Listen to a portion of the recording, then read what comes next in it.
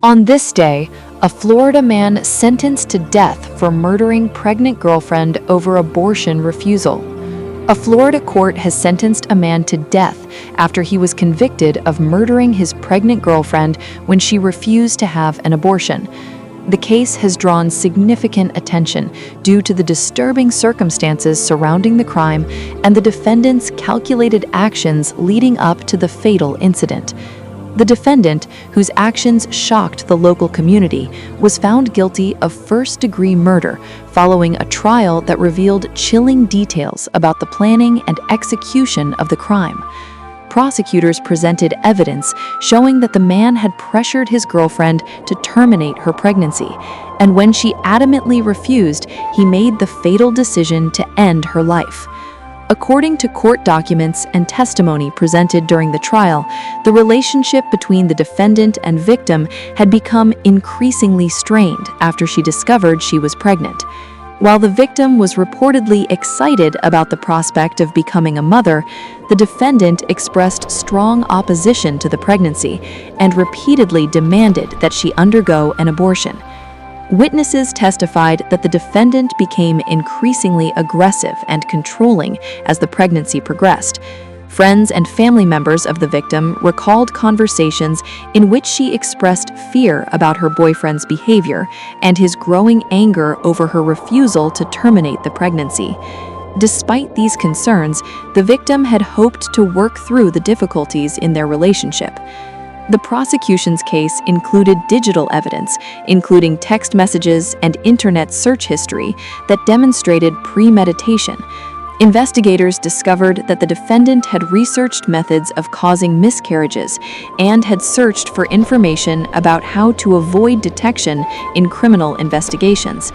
This digital trail proved crucial in establishing that the murder was planned rather than a crime of passion.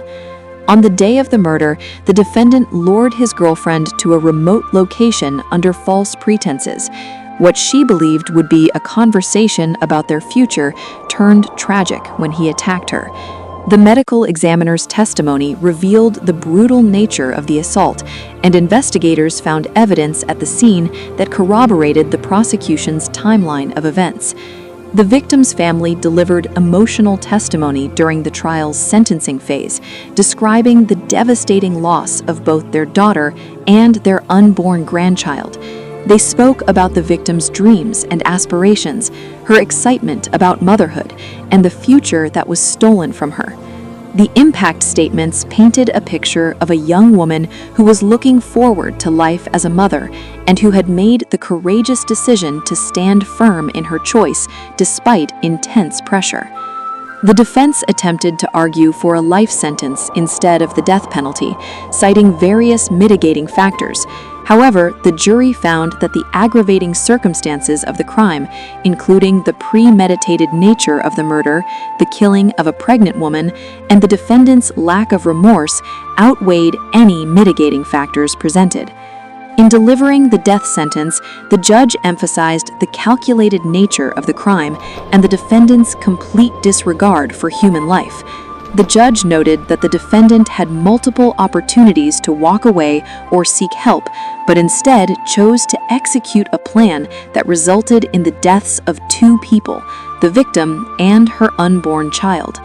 Legal experts have noted that cases involving the murder of pregnant women often result in enhanced charges and harsher sentences, as many states recognize the fetus as a second victim in such crimes.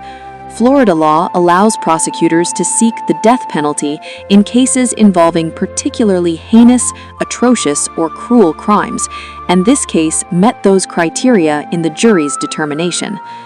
The case has resonated beyond the courtroom, sparking discussions about domestic violence, reproductive coercion, and the importance of supporting pregnant women who may face pressure from partners. Advocacy groups have emphasized that pregnant women experiencing coercion or threats should seek help immediately from domestic violence resources and law enforcement. The defendant's legal team have indicated they will pursue appeals, which is standard procedure in death penalty cases. The appeals process typically takes years and will involve extensive review of trial proceedings and legal arguments. Meanwhile, the victim's family has expressed relief at the sentence, stating that justice has been served, though no punishment can truly compensate for their devastating loss.